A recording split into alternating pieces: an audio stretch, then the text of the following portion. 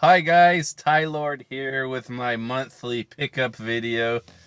That's about as often as I do them anymore, maybe once a month if I'm lucky. I would like to get back to my old format with using my video camera and editing the footage and making little, because I do enjoy editing, it's just I haven't had a lot of time for that. Um, Doing other little projects and busy with the family and work and all that. Um, I kind of, it seemed like back when I made my videos weekly, it more motivated me to stay on my diet and stay in shape. It kind of kept like a regiment going, like I don't know, it felt like a nice little part of my schedule when I made them once a week. Um, but now I don't know.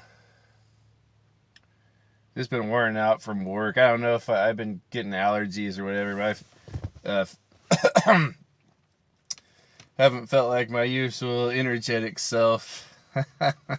uh, anyway, but I found some nice movies this week and a couple video games. I'll start off with the video games because I've only found two.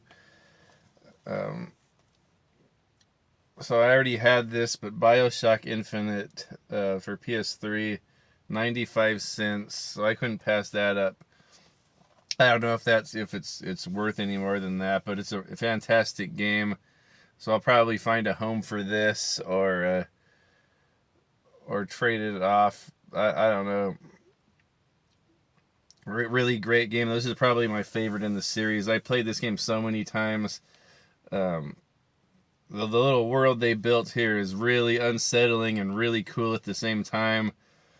Um, Probably one of my favorite games of this generation. Yeah, I beat it so many times. I think I even beat it on the hardest difficulty. I think it's called like 1999 setting or 97 or something. But I beat this game many times. Love it. I couldn't pass this up because it was sealed over at Rasputin's. 11.95 for Resident Evil Origins on Xbox One. Don't have Xbox One yet, but we are planning on getting a Series X when we ever do dive into the new generation of consoles. I think we're going to go with Series X. I'm in no hurry to get anything now. I'm not interested in a darn thing on any of these new consoles other than the fact that they're backward compatible with the previous generation, and the Series X has tons of 360 games that I'm happy about backward compatible, and quite a few, maybe 50 or so original Xbox games. I have quite a few of them. So I'm more interested in that backward compatibility. Um, so I had to get this one if I'm going to go Series X so I can go back and play Resident Evil Remake and Origin and a Zero on that new machine if we ever get it. Okay, on to the movies now. It's hard finding Christmas presents for my older daughter because she never really asked for anything. She mostly just likes like stuffed toys or playing little games on her tablet or coloring. So it's hard for me to find gifts for them. My 4-year-old's easy. She wants everything. But I got them these two movies. I got My Little Pony, the Destroy Flutter Valley, or what's it called? The End of Flutter Valley. So, sounds kind of ominous for a pony movie. Oh, it has several episodes. It has 10 episodes on here. I wonder if they're all there. Oh well. I don't know. All little girls like ponies. My little girls love My Little Pony. So I give this to one of them. I'm sure they'll watch it over and over. This was back like in '86. Wow. And then I'm not a brony. Like if you know any bronies, like males that are over 15 that are bronies, give them a slap along the side of the head. Um, not a brony too much. Never was one, but I am a last unicorny. So that's a good one. I got this one for my 4-year-old because she liked this movie. I showed it to her for the first time on it was on Netflix or Tubi, and she enjoyed it. She was really getting into it, and I've always liked this movie. The animator, I can't think of the animator. It has that cool style like from the 70s. I think the Lord of the Rings and the Flight of Dragons. Really cool, pretty. This movie visually, I think Legend of Zelda was going for this. Like you look at the landscape and the way the animation looks, it really gives me the vibe of the Legend of Zelda. So it's really gorgeous, like fantasy movie. It has little songs in there. It has a lot of actors I like. Angela Lansbury, Jeff Bridges, Mia Farrow. I think what's his name's in there. What's his name? Oh, Alan Arkin, is that his name? And Christopher Lee is in here, the voice. So I got that. Hopefully my little 4-year-old likes it. There's some more movies. I just happened to get this original newsreel film clips from 1979. That's the year I was born. So I think this is something you would get like at a Hallmark or something. It said it was $10 somewhere. I don't know if it's some little gift you would give to people who were born in that year, but I found it was 50 cents, so I got that. Might be interesting to go look at the newsreels from the year I was born. Okay, on to the good stuff, if you can call it that. I got the Laser Mission with Brandon Lee. I would like to get all of Brandon Lee's movies if I could find them. I know he's in quite a few low-budget, straight-to-DVD movies, which I don't mind. I'm all about that. So this one I think is a sci-fi action movie, and it says it has Ernest Borgnine in it. That's about all I know of it. So looking forward to watching that. I don't think I've seen that one. Rapid Fire is the one I've seen, and Showdown in Little Tokyo. The Crow, of course. Okay, speaking of martial art, guys, I found a Perfect Target here with Daniel Bernhardt. Not too many people know him, but he played, I think he was in one of the John Wick movies. That's what people probably know him for now. And I think he was one of the evil agents in The Matrix. The guy that did all the kung fu. He's a cool action kung fu, action martial art movie guy. He was actually in the Bloodsport sequels, those old straight-to-DVD Bloodsport, or straight-to-VHS, whatever it was. He was the lead in the Bloodsport sequels. So I thought I would get this, and I like the cast. It's got Robert Englund and Brian Thompson. I think that's that big mean guy on Stallone's Cobra. And he played Shao Kahn on the Mortal Kombat 2. Yeah, so I tend to enjoy these. I don't know if it'll be as good as a Don the Dragon Wilson movie, but I'm sure I will enjoy that. Another martial art one, I had to get this one, a David Worth film. I guess he's a cinematographer for Bloodsport and Kickboxer, two of my favorite martial art movies. Honor, it's like a street gang underground fight movie. The cast in here I freaking love. I did watch this the other day and I enjoyed it. We're kind of low budget, but like the actors bring it. Russell Wong is in here. I remember he was in a few things back in the 90s. He's kind of a handsome looking guy. He's the bad guy in here. I think he does a lot of kung fu too. I don't know if he's a real martial artist, but I know he's been in a lot of movies where he does impressive martial art type moves. And this other guy, the main guy, Jason Barry, I'm not really familiar with him, but he pulls off some cool stuff, and he has a cool look. Like he has that serious look where you can see his jaw muscles flexing, getting all serious. So it's a gang movie. It takes itself really seriously, but it's pretty low budget. But the fighters in here, a lot of them I like. This has a good mixture of like movie fighting and like MMA fighting and like real martial artists. And pro wrestling too. Roddy Piper is one of the main guys in here. I had to get this.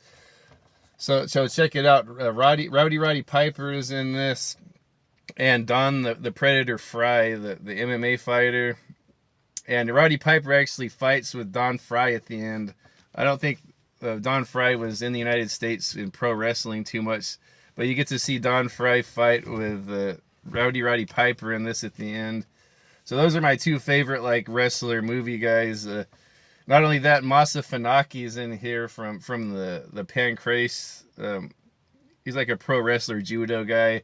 And a couple of the Gracie brothers, Horion and Hinner, are in here. So you get a lot of variety of martial arts. You get that cool, flashy movie magic stuff with the flying kicks and all that. Plus, you get a lot of like the jiu-jitsu grappling, like arm bars and takedowns and hold downs and all that. And then there's some other kickbox. There's a lot of professional fighters. This guy, Remy the Flying Gentleman, Bonjasky. I think all of the supporting characters in here are all martial artists. So it's a pretty low budget movie, but I enjoyed it. Roddy Piper always seems to bring his passion to his roles, so I like this. Okay, then here's Animal House sealed for 95 cents, and I didn't have that. To tell you the truth, I'm not really a big fan of this. I don't think I've ever really watched it all the way through. That's kind of sacrilege, I know. But I gotta watch this again and give it another chance. It's been a long time. I would probably get a kick out of it now that my humor, my sense of humor has matured. Because when I was a kid, I couldn't really get into this. Okay, Rocky 4. To tell you the truth, this is probably my favorite Rocky 4, and I didn't have it. I was kind of sad that Apollo died, but it was a cool movie. Now on to the horror movies, and that's the remainder of the video. Man, I had to get this. I'd only seen one episode of this series. I'm really not one of these series watchers. I can't stand doing that binging. Especially if a series is like 5 or more seasons. I can't stand it. It just seems like such a waste of time to me. I'd rather watch a movie, like get a nice little story in an hour and a half or 2 hours and then be done with it. Instead of all of this sitting around. Like, I'd rather play a video game or something than sit here and watch all these stupid television series that everyone's all excited about. But here's one I did want to watch, Ash vs. the Evil Dead, because I'm a fan of that series. And I don't know if this is 1 or 2 seasons, so it probably won't be hard to tackle. But I had to get this because it was 3 for $10, so I got this for pretty much $3.33. The complete first season of Ash vs. the Evil Dead on Blu-ray. And this is produced by Sam Raimi. I'm not sure if he directed it or not. Bruce Campbell is in it, so it's got to be good. Okay, Joyride. I didn't have that one. That was 95 cents. And this is a special edition. 29 minutes of alternate ending. I think I've seen that before. What's his name in here? The Joker. Isn't that? Oh, no, Paul Walker. I was thinking the Joker guy. Both those guys passed away, right? What was his name? Heath Ledger. I know I was thinking Heath Ledger. Paul Walker, another handsome blonde dude. And this other guy, I can't remember his name. Oh, Steve Zahn. This is kind of like a modern day Duel. Duel is like my favorite horror movie of all time. This doesn't quite live up to it, but it's an enjoyable movie, a road rage road trip type horror movie. So good stuff. Big rig. I love big rigs like Peterbilt's and what's the other? Just any of those big rigs like semis. I think those vehicles are so cool, and they're pretty scary if you present them that way. Wonderful. Okay, here's one I didn't have, and I like it a lot. The Amityville Horror. And to tell the truth, I haven't seen any other Amityville movies but this one. I know there's probably Amityville in space by this time. But this one's really good. I like James Brolin a lot. Margot Kidder's in here. Yeah, I forgot that's the wife. a really spooky movie. I know. Another thing I like about this is Murray Hamilton, that played the mayor in Jaws, is like the doubting priest in here. He's kind of like Mayor Vaughn in Jaws. So I'm glad to have this movie. Really scary movie. And the music is by Lalo Schifrin. I'm pretty sure he did Enter the Dragon. He has some cool scores. Okay, that's about it for that. Okay, on to some really good stuff. So next week in December 18th on the DVD's Nuts and Popcorn channel, put on by Tight White, we're going to rate and review all of the Silent Night, Deadly Night movies. Tight and all of his buddies, me, Zomberry, and Retro Tiburon. We're going to do Silent Night, Deadly Night. So I've watched them all, and to do the rate and review, I haven't done my notes yet, but I really enjoyed the series. It's the first time I've ever seen them. Like, they were way better than I anticipated. I'm not going to get into it now. I'll talk about it on that stream. We're probably going to be talking about it for 8 hours, so I don't want to talk about it all right now. But I got Silent Night, Deadly Night Part 1 and 2 double feature pack, and I really lucked out. This was at FYE's. It was marked new. It was new, sealed for $2.99. They're all on Tubi now, but at the time, Part 1 wasn't on Tubi, so I got a great deal. This thing goes for like $30 on eBay. Even at the used copy at the same place was like $25. I don't know how they had this marked down to $2.99. But Silent Night, Deadly Night, highly enjoyable slasher movies. Yeah, like I said, I don't want to get into too much now, but this pretty much is like the Halloween of Christmas. Like Halloween is to Halloween as Silent Night, Deadly Night is to Christmas for horror movies. Okay, now here's a Charles Band movie. He produced it. Bad Channels. I was talking about this last time when I got the Doll Man Demonic Toys set or compilation. This thing is part of that same I guess you would call it a cinematic universe. It's kind of the continuity is kind of messed up, but this movie ties into Doll Man versus Demonic Toys, and this one is a musical. It's sort of a musical sci-fi horror. Sort of like an alien invasion movie. It's kind of like an 80s rock. It's like an MTV 80s version of War of the Worlds. It's so kooky. It's like these aliens come down and take over a radio station when it's on the air. And they take over the radio wave somehow, where they seduce beautiful young women to listen to their song, and it teleports them through the phone when they call in to the radio station, and somehow it teleports them into these little tiny tubes, and it shrinks the women into. It's such a silly premise, into these little tubes, and the aliens. I don't know if they want them for their toys or their pets or whatever. These aliens, but every time they get a new girl in there, there's like a music video with a band. They're like seducing the woman with their rock and roll song. It's like a music video, and then at the end, the woman shrinks up and goes to the radio station. It's a weird premise. The DJ's trying to save them, but he's captured in there in the studio. What else? Oh, the Blue Oyster Cult actually does the soundtrack for this. This actually has a really cool soundtrack. Like, I would probably even get the CD of this. Some of the songs in here are pretty cool.